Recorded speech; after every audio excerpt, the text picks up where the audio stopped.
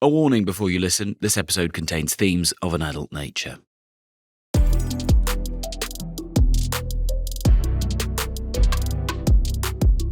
She's the plus-sized, flute-playing, megastar queen of self-love. We hear from the world every single day why we're not good enough. The last person you need to hear it from is yourself. Lizzo, one of the biggest pop stars on the planet. And not just because of her music. The millions who stream her songs, the massive crowd that turned out for her at Glastonbury this year, were partly there for her empowering message, her frank authenticity. So how do you need my help, Monroe? I get bullied on social media. Monroe, you're talented and you're beautiful and you're incredible and you're special and you can do anything and you're so young. You could be the greatest dancer in the world. But could this image and success be ruined by harassment allegations, which she denies, from some of her former employees? It may seem sensationalized or just outrageous.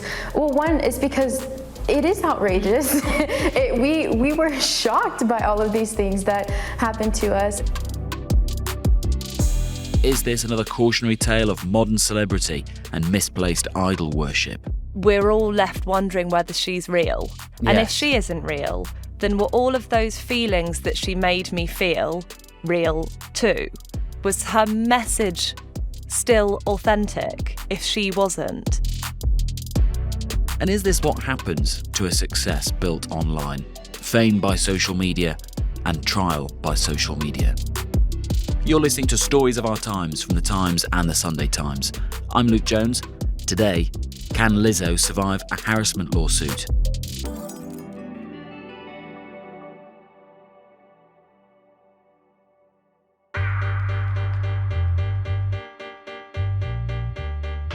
I'm Megan Agnew. I'm a news features writer on The Sunday Times.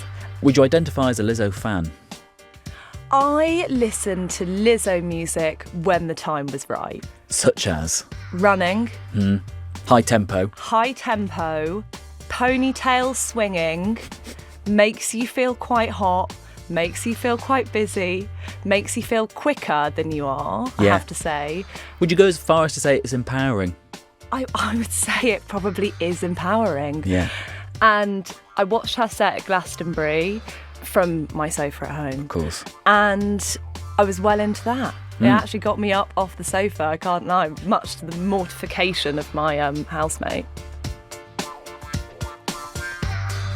Last week, there was shock in the showbiz world. 3 of Lizzo's former backup dancers broke cover and publicly alleged she had created a hostile work environment with claims of sexual harassment, disability discrimination, and assault. Lizzo called these false. But before we get to all that, who is she? She was born in Detroit and moved to Houston, Texas when she was 10 years old. And she has spoken a lot in interviews about essentially always feeling like the outsider. So at school, when everyone was listening to rap music, she was listening to Radiohead. She said that she was a chubby child with weird teeth who made up dance routines in her room. I tried to change myself. Yeah, I dieted most of my entire life, wore girdles and shapewear to school when I was in middle school. I was embarrassed. I was ashamed of myself. I worked out in the gym all the time. I didn't eat. I was obsessed with being thin. Right. Because I thought that would make me pretty. She said none of the boys fancied her. None of them wanted to fancy her. And she was kind of goofy. And I think she has carried that forward since then. So then in her sort of late teens, early 20s, she's bumbling between a quite weird mixture of bands. So she's rapping, she's in synth pop trios, she's doing a bit more like indie rock at some stages. All those different styles, including classical music as well. Right, so she was trained in classical music and classically played the flute, which kind of added to this quirky vibe that she had.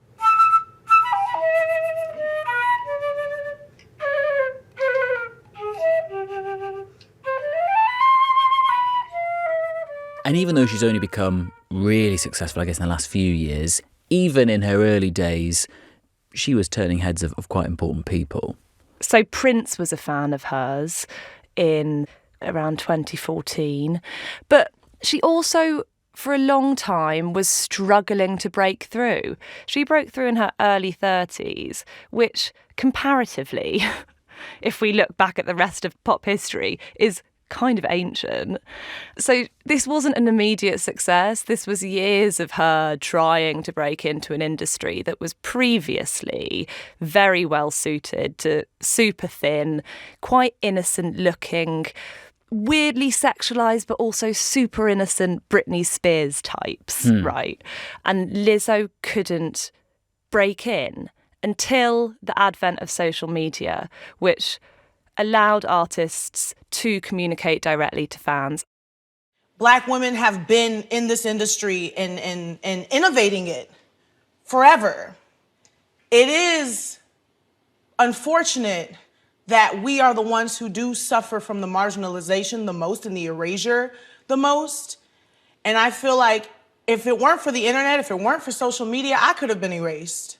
And in doing that, prove to these record labels that they did have a valid and committed fan base that could then be monetized. And that's exactly what Lizzo did. And how did that happen? A lot of it was about going viral on TikTok. So she did these funny videos of her going back and forth on golf buggies saying, "Bye, bitch." So people loved her on TikTok. They thought she was hilarious. And I suspect that that was where she saw future success.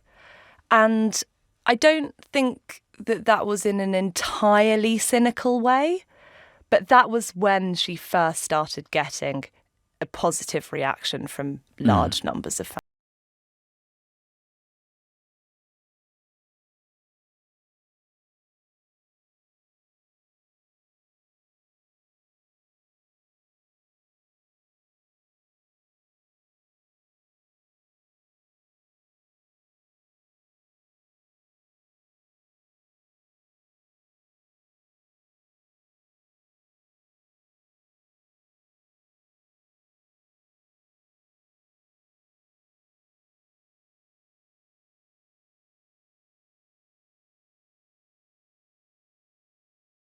Pretty much all of her work, she's plus size, she's loving it, and fans were seemingly lapping it up. Exactly. So that was when she really went mainstream, and she was on the cover of Vanity Fair, on the cover of British Vogue. Hi, British Vogue. This is Lizzo, and the first thing I do after a night out is I shoot the cover of British Vogue. Because I'm hungover. These were magazines that just did not put women like her on the cover in the years leading up to that. Someone said that she was shameless in the actual sense of the word. She did not have shame about who she was and what she looked like. And I think people were very, very struck by that, and struck by how real she felt. She also spoke about her mental health struggles and her own insecurities about her body. It's like it doesn't matter how much positive energy you put into the world, you're still gonna have people who have something mean to say about you. It's fat phobic. And it's racist and it's hurtful. So people felt intimate with her in a way that they might not have felt intimate with a celebrity 20 years ago when we didn't have access to them in the same way. So all of this contributes to her fans and the public feeling an extremely personal, emotional alliance with her. Like, finally somebody gets it. Finally somebody is like me. She is me. She's so real, and that is why I love her. So today she is huge. She's got 13 million followers on Instagram. She's won 4 Grammys. She was actually the first black female singer since Whitney Houston in '94 to win a Grammy for Record of the Year. She's worth £31 million, and she lives in a whacking great big house in LA that Harry Styles used to live in. So on paper, she's got all of the pop star credentials. And we talked about her being savvy on social media, but other parts of the internet have had a big role in her rise as well. So Lizzo is also one of the only big stars to have broken out in the last, 5 to 10 years? The last big ones are pre-Spotify. So Ed Sheeran, Harry Styles and One Direction just about sneaking in before Spotify, Taylor Swift. So Lizzo, maybe Dua Lipa, are probably the only two big pop stars to have happened since. And why is that important? She's got huge cultural capital because of it. She's valuable. And that also means that she is toured relentlessly by her record label. She's done 56 shows already this year. Also because of streaming, it means that there's far less money in selling records. So they have to be on the road. So the golden goose, right, of which she is, they have to work far harder than they ever did. So then, of course, you get these incredibly highly pressurised environments in which questionable things happen, as seems to have done on Lizzo's tour.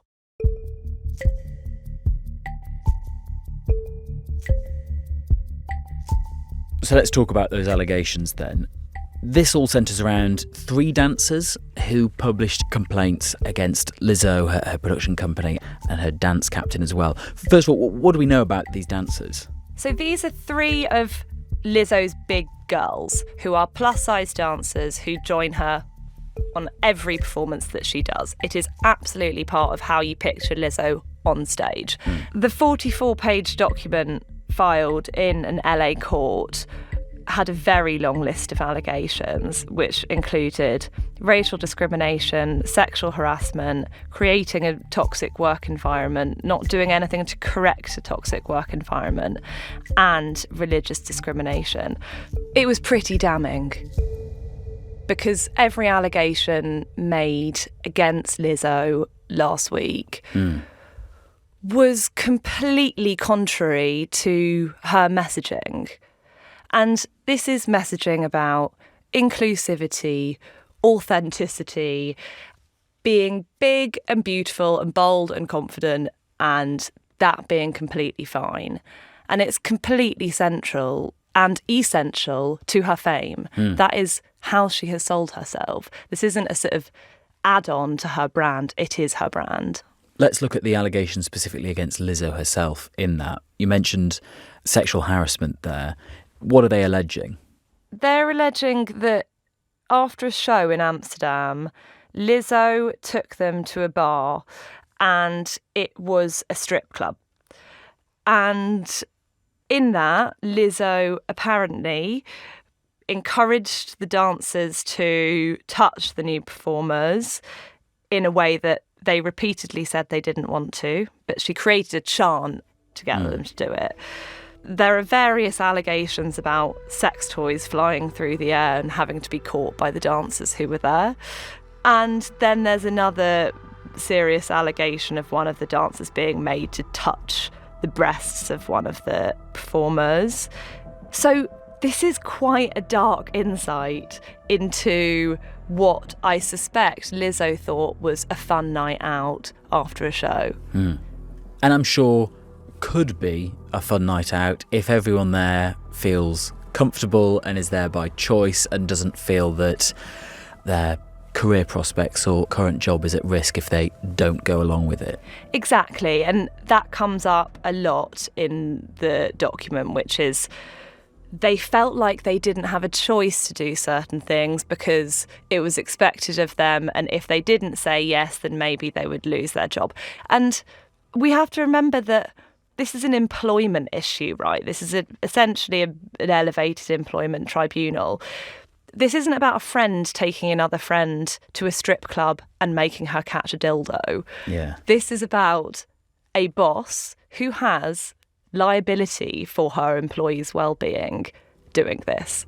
And in terms of the allegations that these 3 dancers are making, it doesn't end here. It absolutely was not the end, no.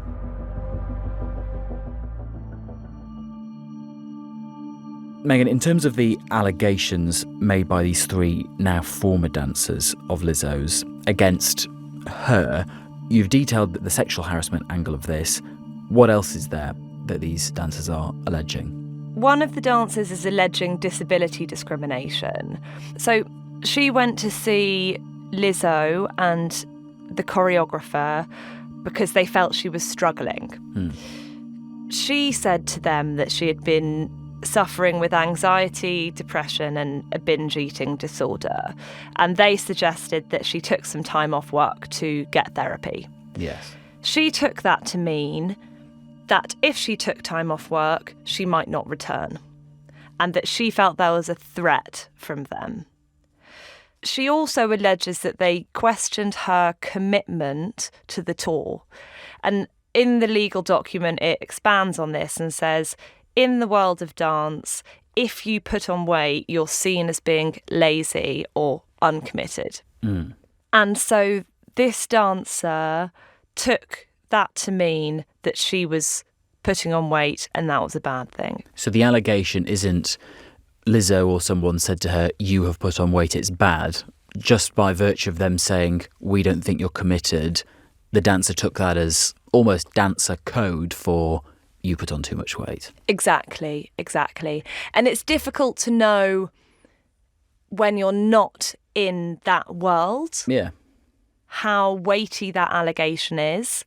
And when you look at that document, it seems like commitment is something that you would need to survive in that world. There's one quite unpleasant incident alleged in that document about how taxing rehearsals were. So there was one day that the dancers were made to re-audition for the show because the choreographer and Lizzo felt like they weren't keeping up and doing a good enough job.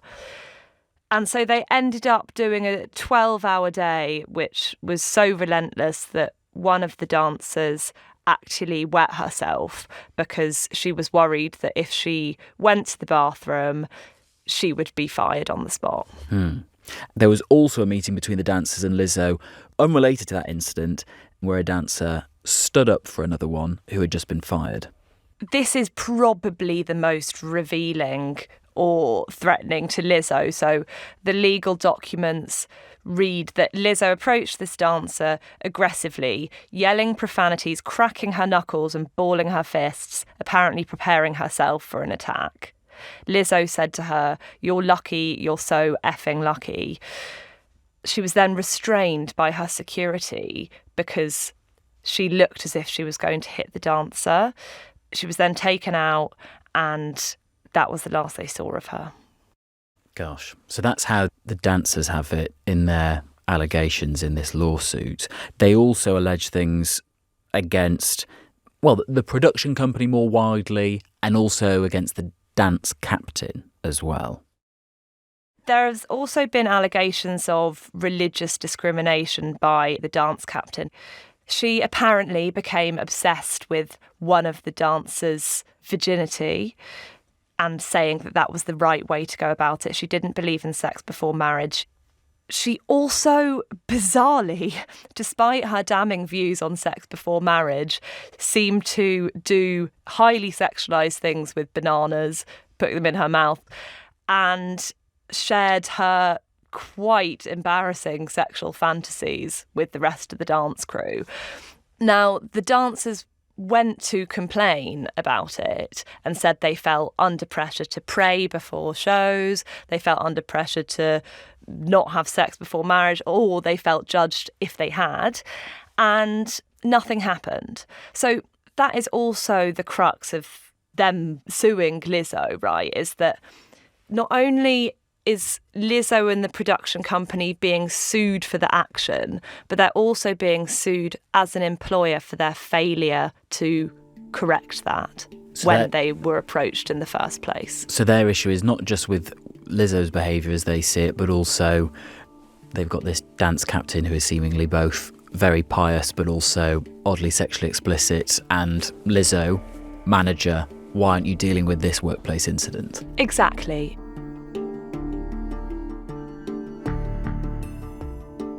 And the three dancers themselves actually did a bit of media and did interviews on this. So how did that affect things? Did that fuel a backlash, if there was one?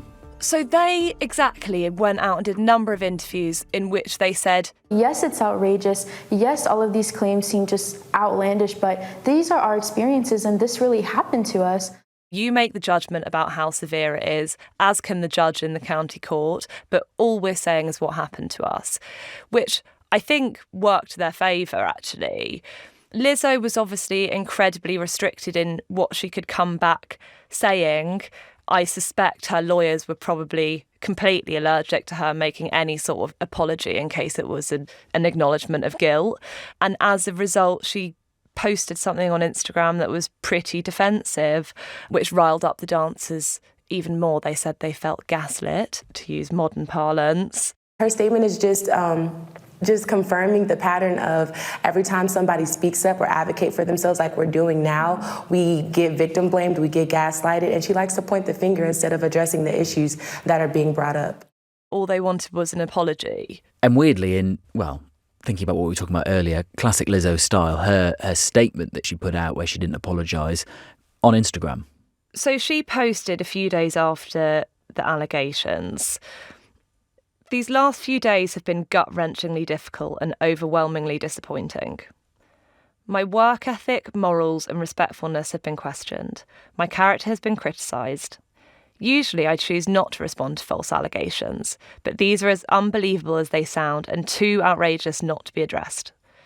These sensationalised stories are coming from former employees who have already publicly admitted that they were told their behaviour on tour was inappropriate and unprofessional. Sometimes I have to make hard decisions, but it's never my intention to make anyone feel uncomfortable or like they aren't valued as an important part of the team. I'm not here to be looked at as a victim, but I also know that I'm not the villain that people and the media have portrayed me to be these last few days.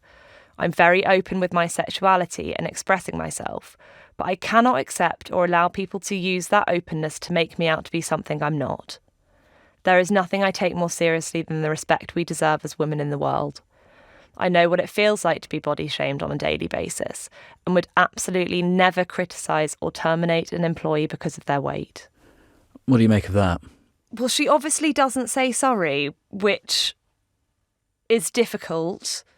And I think a lot of people online already feel like the damage is done. But also, if a lot of your success is built on internet success, you sort of live by the sword and die by the sword, don't you? It's a very fickle world, and as quickly as she's shot up in popularity, do you think that something like this could immediately undercut quite a chunk of that? Of course, the stakes are higher, and someone who I spoke to who's written a book on Lizzo actually said she is held to higher standards, and that's right. She should be held to the standards that she set out for other people, is what a large number of her fans feel. I think there are some issues there too with the way that everyone still relishes in the downfall of particularly very successful female pop stars. And we've always done it, but we've also managed to evolve the way in which we do it. Yeah. I think that relish is a little bit uncomfortable because it only ends up repeating the things that she's being accused of in the first place. What happens next with all of this? I mean, these dancers have laid out these charges. Does this end in a courtroom somewhere? What happens? It depends. So this will either be settled out of court, which I suspect will involve some financial settlement, or we will see a trial. So this is the case as laid out by these three dancers in this lawsuit. What do you make of it? Having gone through all of that, what do you make of the claims and the picture that they paint? It's a picture of a highly pressurised work environment in which, as can happen in those environments, Work lives, personal lives, all collide in a mixture of late nights, alcohol, travelling the world, not having any community around you, any family around you. They are this strange island moving city by city every other day. So I think firstly it's a comment on how unsurvivable the industry can be when you're at that level and how strange it is. I also think it's a lesson in celebrity, and particularly in the celebrity of today. We delude ourselves that we know celebrities better now because we know about their mental health struggles, we know what their kitchens look like, and we know what time they go to bed at night because they put it all on Instagram. But we are still seeing what is essentially a fake avatar of them. I think her fans are kind of disturbed by that because, as someone who I was speaking to said, we're all left wondering whether she's real. And if she isn't real, then were all of those feelings that she made me feel real too? Was her message still authentic if she wasn't? And that is really quite unsettling. And you know those boy band lyrics, which are basically about how they're in love with the girl and how the girl never looks at them, and we know that it's inauthentic. We know that it's been written by some bloke who's marketing the hell out of them. Yeah. There was something about Lizzo's lyrics, post X Factor, post that hyper-produced band pop star era, which felt like she had written them for us. So it is different. We always took her lyrics to be authentic. So now that they might not be, it's further to fall.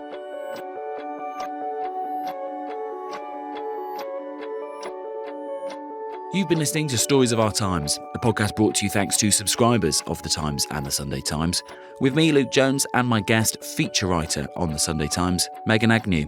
You can find more of Megan's work at thetimes.co.uk or in print on Sundays. If you're a subscriber, you can read recent articles like Megan's interview with Gwyneth Paltrow's former right-hand woman, or her profile on where Greta Thunberg is now at 20 years old.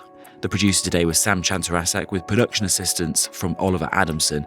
The executive producer today was Edward Drummond, and sound design was by Charlie Brandon King.